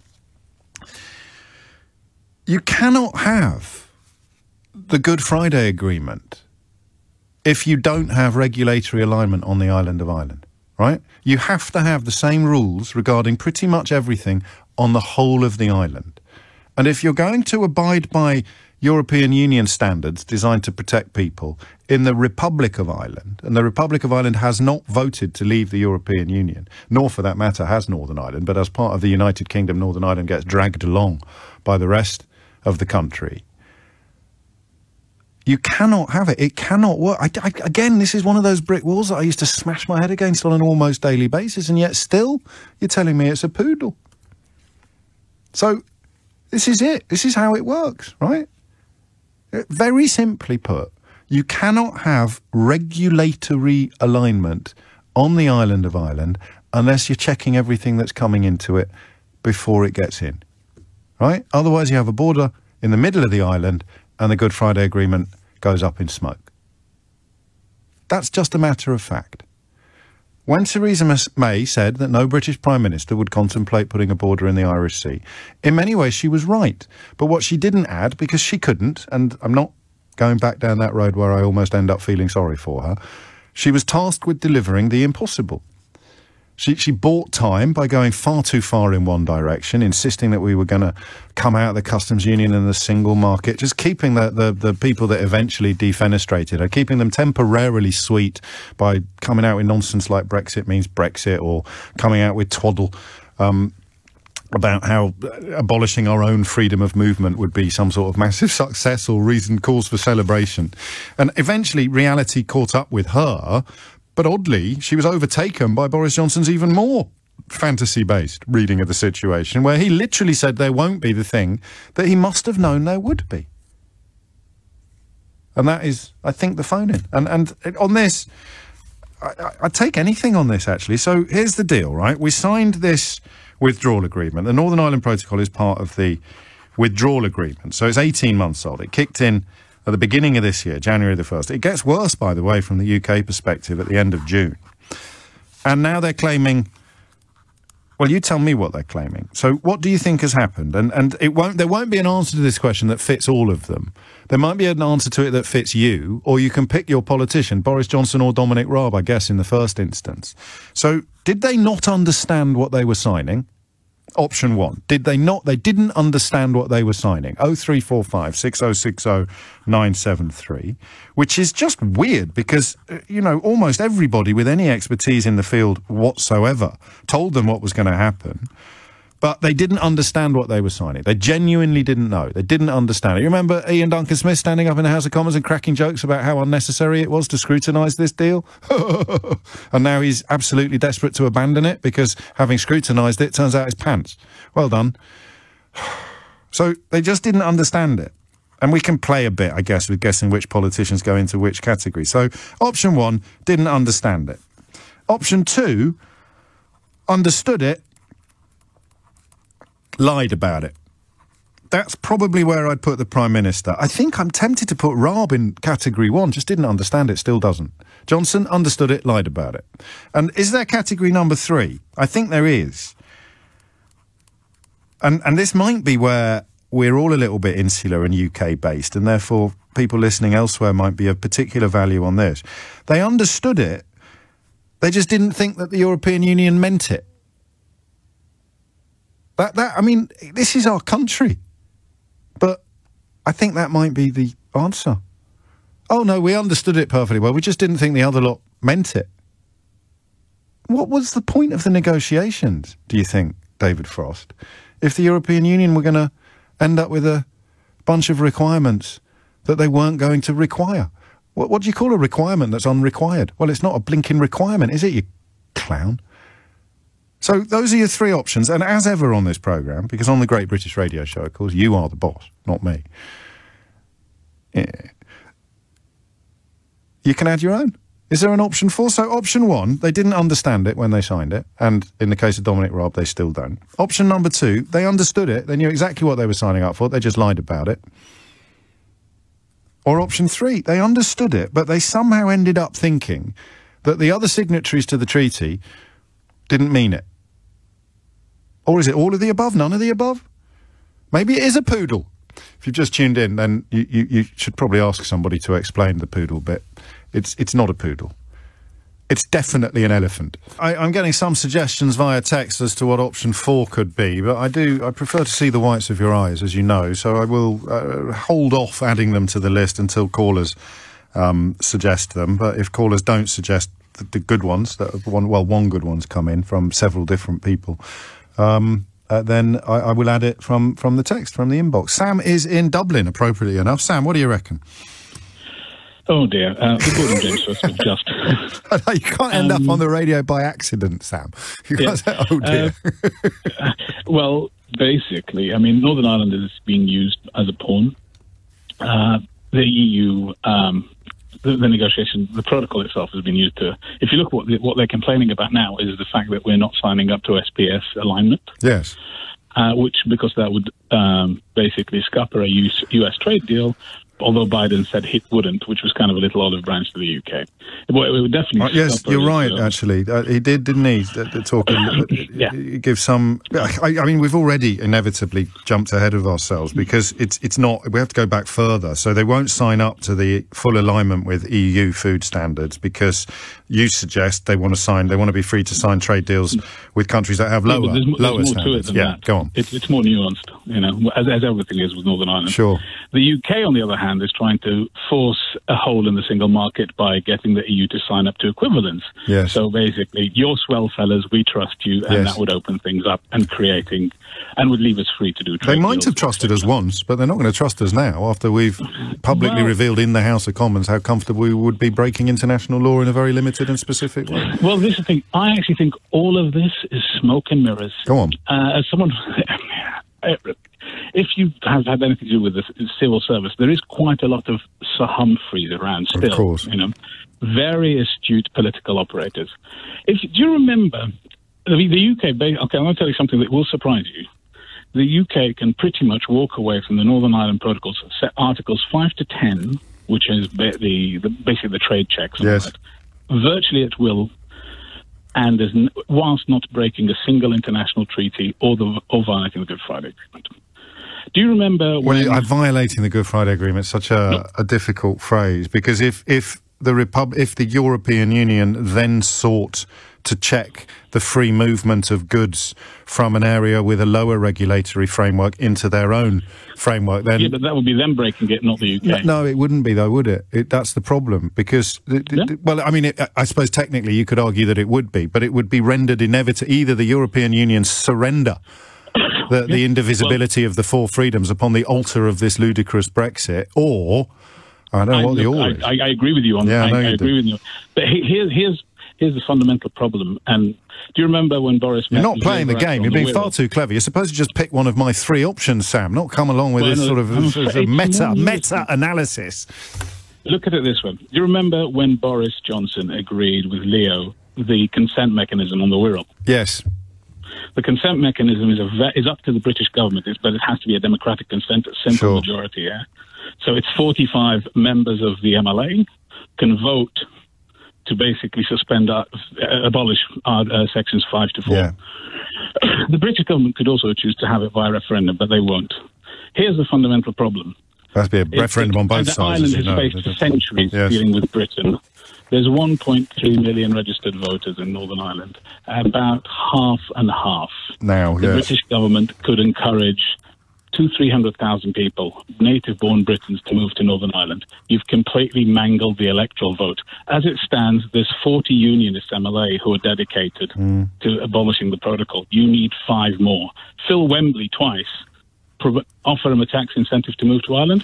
And vote them in. I mean, you've added extra complications to our contemplations. And by the way, yes, that's totally in accordance with the Good Friday Agreement. There is nothing to stop the British government encouraging British-born people to move around. To move to Northern Ireland to sort of to rig the vote, as it were. But I just want to steer you towards what you think is currently happening. Well, I think actually... Hang on, I'm going to give you your 3 choices. They didn't understand what they were signing. They understood what they were signing and lied about it. And we know that's true of some of them, because... events have rendered those claims lies almost immediately. Or they understood what they were doing, but they were expecting the EU to roll over or not require us to observe the requirements of the treaty that took so long to negotiate. Do you want to add a fourth option, or do you want to pick one of those? Those are your only choices. I'll give you a fourth option, which is a mix of 2 and 3. They understood what they were doing. They lied to the British people because they can't actually say, by the way, this is how we're going to mangle the Europeans.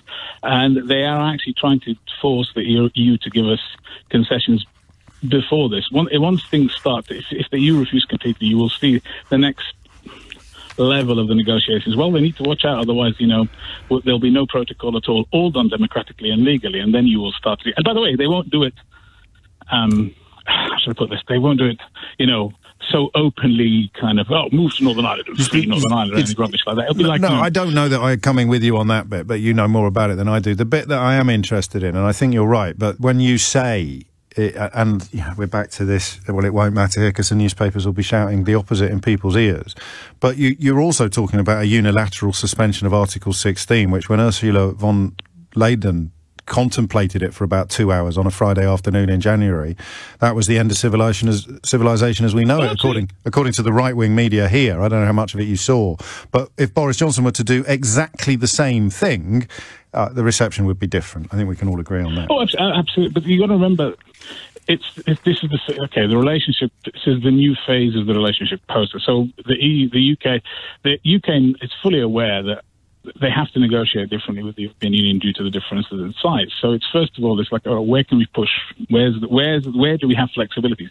If you read, for instance, from the press over here, you are like the Irish delegates in Europe are actually getting stick from some other Europeans, predominantly French, for being too pro-British and trying to just make things go smoothly. Well, I know, so I hear. And in fact, I thought Macron, I know you said not just the French, but where Macron was talking about how much, I hadn't even thought of this, but the amount of effort and energy they've been compelled to put into this protocol, withdrawal agreement, deal, whichever you prefer, all of it. The amount of bandwidth, I think, is the popular word at the moment, isn't it?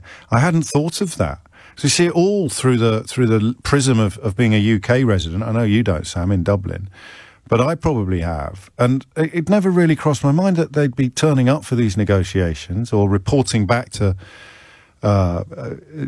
national leaders. And a large part of the national leaders' thoughts would be, oh, what an absolute shambles. Why do we have to do this? It's a ridiculous idea.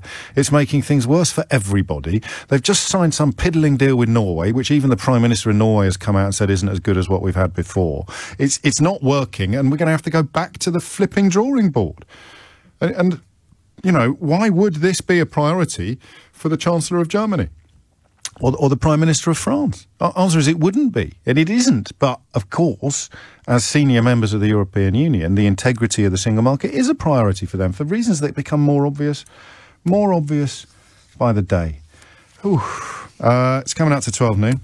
That's a sort of, they understood it, they lied about it, they're hoping or intending to finagle the EU into concessions that they wouldn't want to make. I don't personally, at the moment, see how that would happen, but that doesn't mean that it couldn't. So they didn't understand it. Ian Duncan-Smith, Dominic Raab, Nadine Dorries, etc., Marc Francois, etc., Jacob Rees-Mogg, etc., etc. They understood it, but they lied about it. Boris Johnson, who else would you put on that list? Probably Rishi Sunak. Well, I don't know if he actually said much. They understood it, but they weren't expecting the EU to stick to it. David Frost, probably, the negotiator. Thank you, Sam. So they didn't understand it when they signed it or voted for it, and we'll call that the Ian Duncan Donuts option. Ian Duncan Donuts. I mean, God grant me the front of the man to stand up in the House of Commons and literally make jokes about how ridiculous it would be to scrutinise the withdrawal agreement. That one was, wasn't it, I think? Either way, don't need to scrutinise it. Absolutely splendid. So that's the Ian Duncan Donuts option. Didn't understand it. Had no idea what they were celebrating and voting. And you'd put Alistair Heath of The Telegraph in that category as well, because he's moved from saying it's absolutely brilliant, all Eurosceptics should love it, it's Johnson is a legend, to saying we signed it under duress and they can't possibly expect us to abide by its contents. These people get paid. Do you know that? They get paid real money, not Bitcoin. Don't at me. Shouldn't do Bitcoin jokes. I don't know what I'm talking about. So that's the Ian Duncan Donuts Daily Telegraph angle. Absolutely no idea what it was we were signing up for, but we'll never tire of dancing around the room telling people that it's brilliant. The understood what we were signing up for but lied about it option, I'm going to go, that is the vote leave. Ladies and gentlemen, that's the Johnson Gove, isn't it? Some of the clips of Gove describing the absolute impossibility of what is now happening are...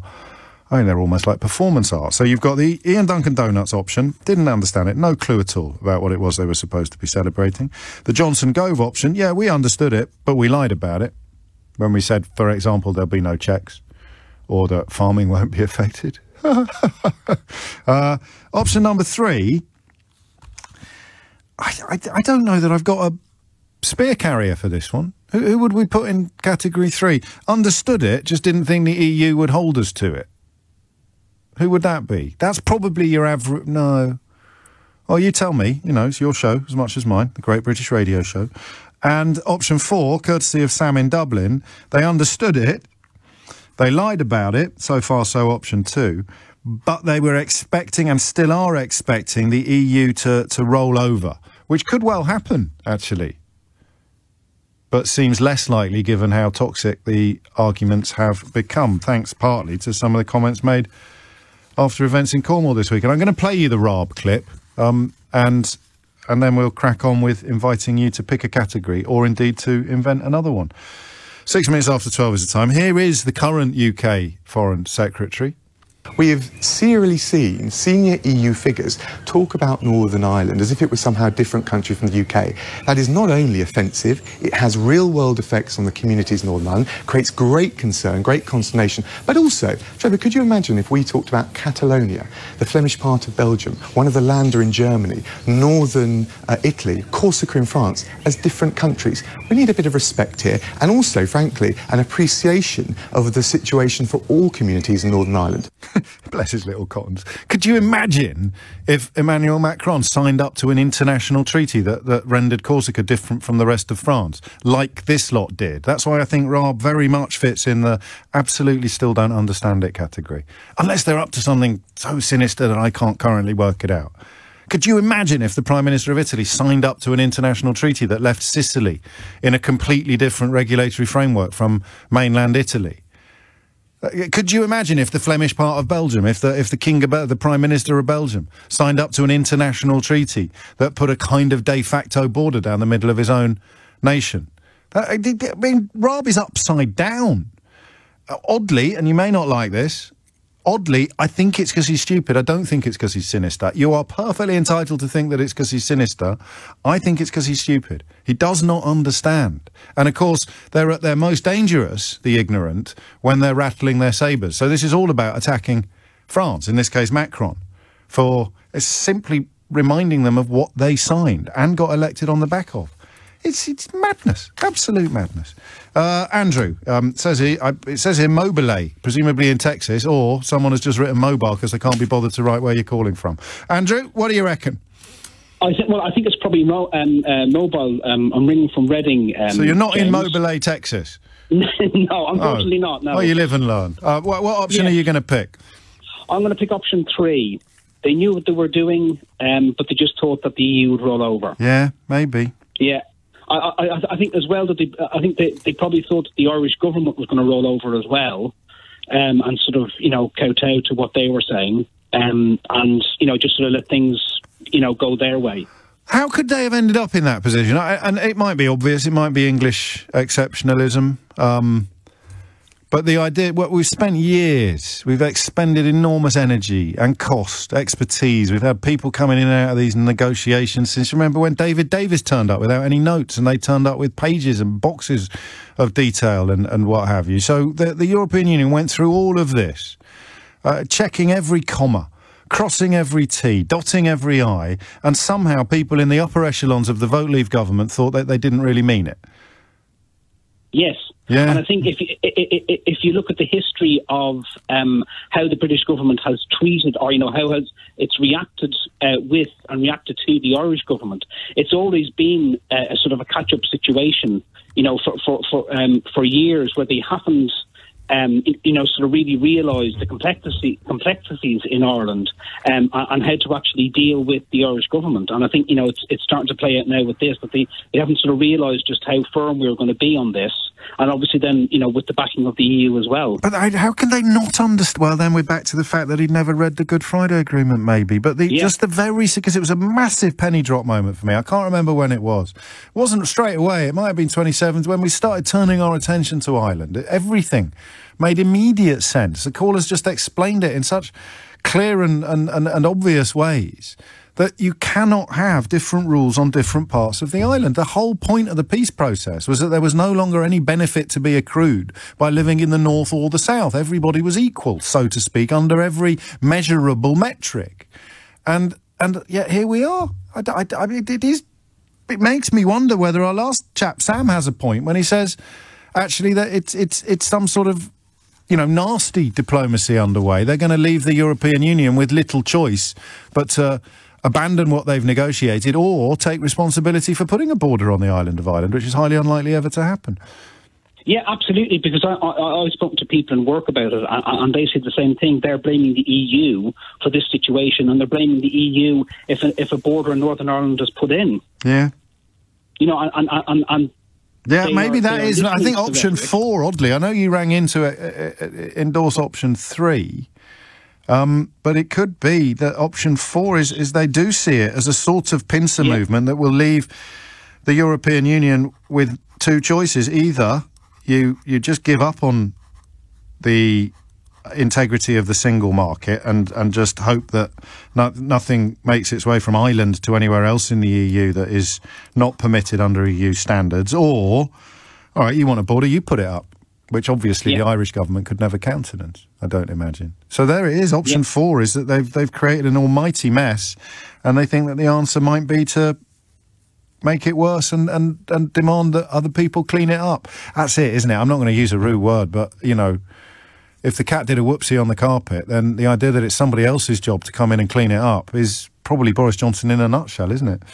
Yeah, and he just plays to the crowd. He just, you know, he plays to the gallery of what people want to hear. Who is he playing to now on this? Is it just that the EU are nasty and they're bullying us into abiding by the terms of the treaty that he got elected on the back of? I think it is, actually. It's supposed to sound and also funny. the unionists in Northern Ireland, you know, although he's not relying on their voting power in Westminster, I mean, you know, when he went over there, he told them that if anyone tells them that they have to fill in paperwork to send goods to, that's right, and tell them to send them to me, and I'll tell them. Ring him. So he's playing to the crowd of, you know, his supporters here now, you know, of look, you know, I'm standing up for all of the UK, you know, including Northern Ireland, you know, standing up to the bullies in Europe.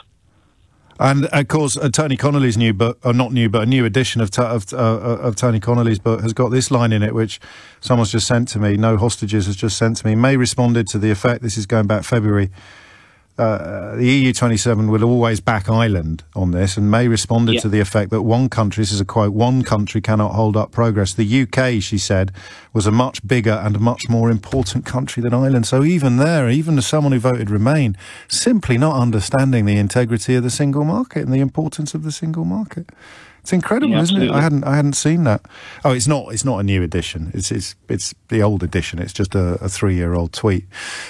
Speaking of tweets, did you see Oliver Dowden's little moment in the sunshine this weekend? The Culture Secretary of State for Culture and Flags.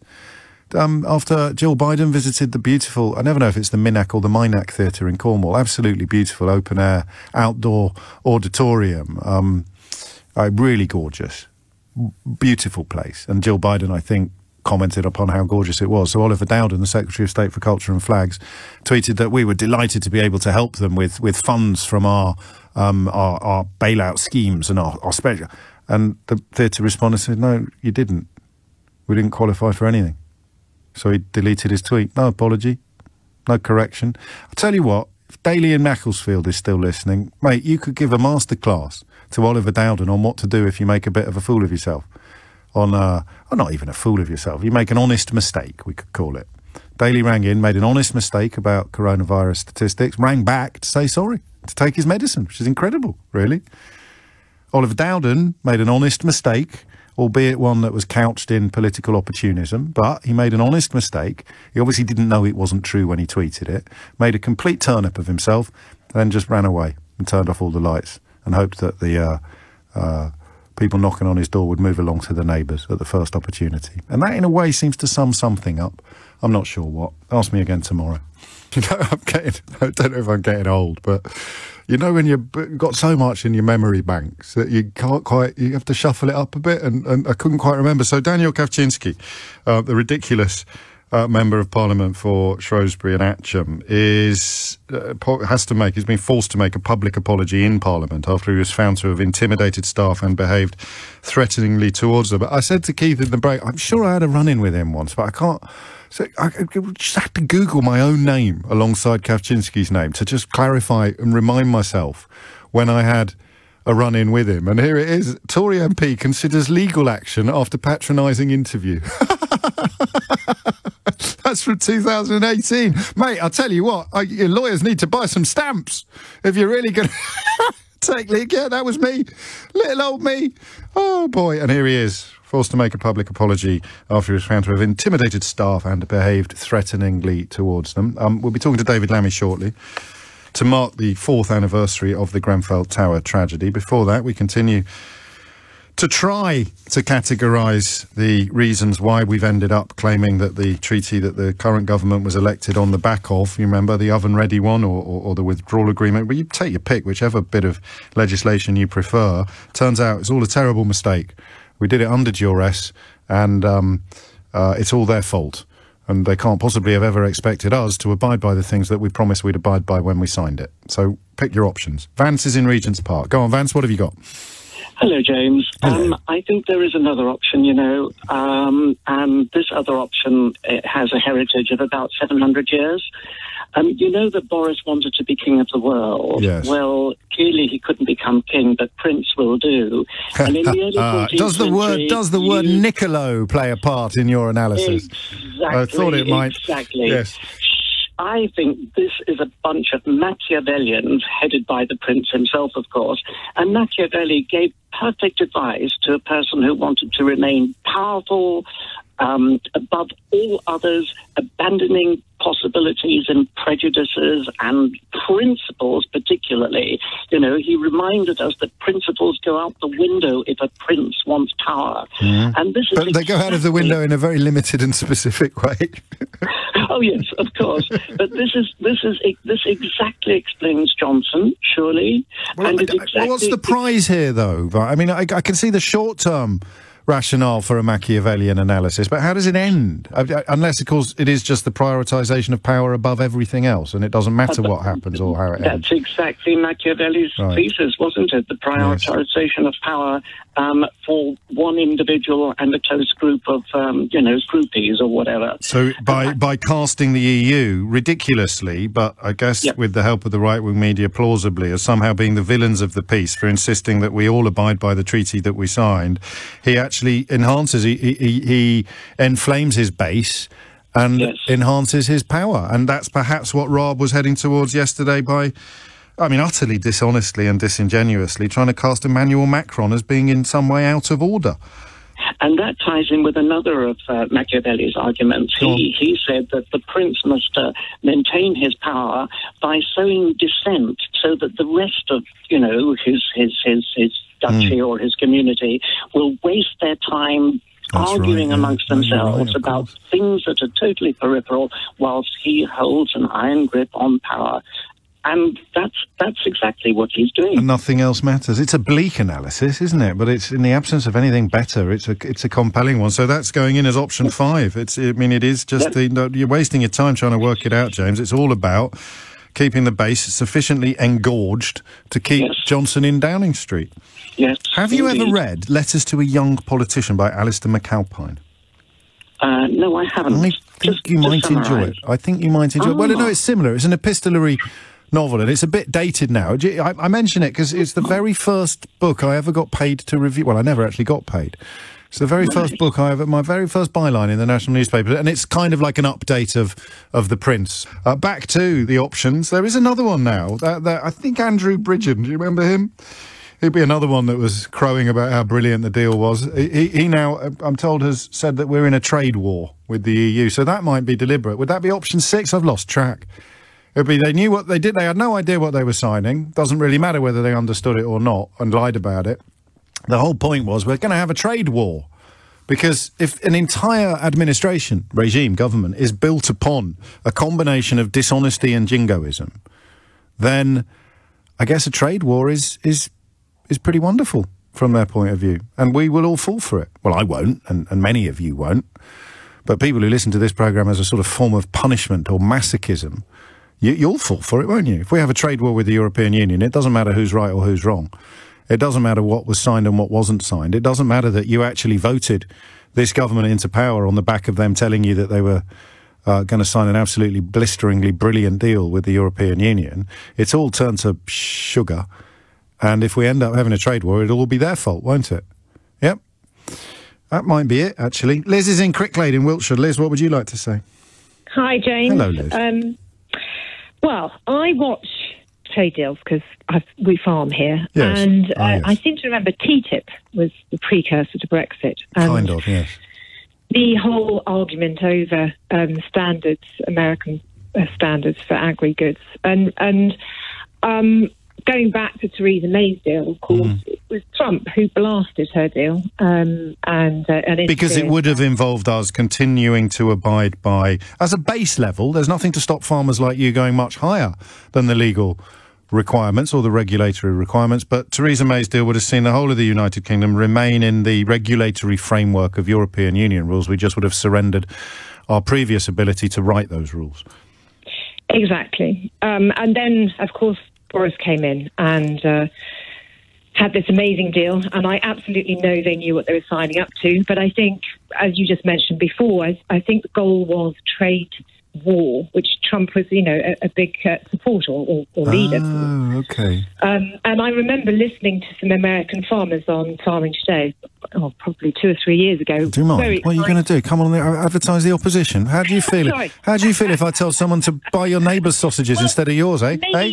Maybe send the CEO over to speak to some American farmers and see how they're feeling now about getting their goods over here. Because forever there's been a war about standards between America and Europe. And America doesn't want to trade up its standards.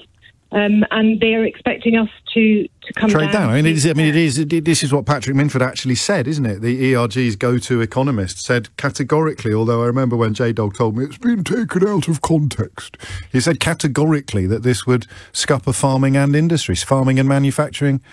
It would be deal them a fatal blow in this country. Yeah. And yet, I still struggle slightly to understand that, but of course the answer, as ever, will be money, won't it? Somebody somewhere's poised to make a killing. It just won't be British farmers. Well, I think another interesting thing I saw this morning, I look at Boris's previous employers' headlines. I can't bear to go much further than the headlines.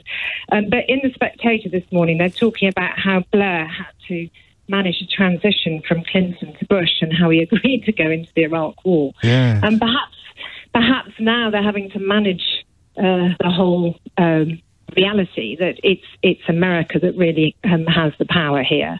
And I think they're going to have to find a way out of not delivering the planned trade war. And hopefully this is another EU regs, I hope. Well, yeah. If you were in PR, then personally, I'd begin by calling them standards instead of rules and regulations, and I'd say they're designed to protect people rather than to protect the single market or the integrity of the single market. It's amazing what difference words make, isn't it? Because what we're essentially doing now is softening up the British population to a point where they'll have to start pretending that they want. And we had a few calls like this, I don't know whether you heard them or not, over the last few years, of people actually arguing that they categorically wanted less safe and healthy food, and they knew exactly what they were voting for. The phrase, the chlorinated chickens are coming home to roost, rather fits the bill on this occasion. But, Liz, quick answer, if you would. The more I think about it, the more I think they bet their house on Trump winning last year in America. Yes, they did, yeah. Absolutely, and everything. That's where the failure came in, and that's where you do often hear them saying that Brexit has failed, and it was because Trump didn't get elected. And they could have cast off a deal with America if you look at the desperation that they displayed trying to get one with India and the damage that's been done to the country and the lockdown as a result of that dishonesty and desperation. America would actually have been, as fig leaves go, it's the biggest fig leaf available.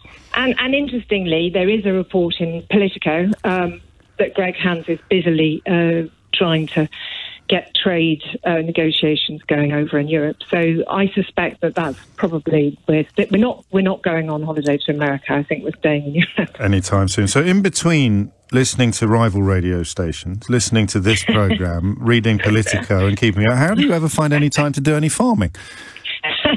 Well, there's in the last 4 years, 5 years has been an anxious time for farmers. I know it has. And so I'm trying to figure out what comes next. I mean, it's a long-going business. You've got to be able to plan. Knowledge is power. And well, good luck with that. I don't know if you heard Minette Batters on this programme not long ago. If you didn't, probably best not to dig it out of the archive. All I wanted was to sing the saddest song, and if you would sing along, oh, if you would sing along, if you only sing along, I will be happy.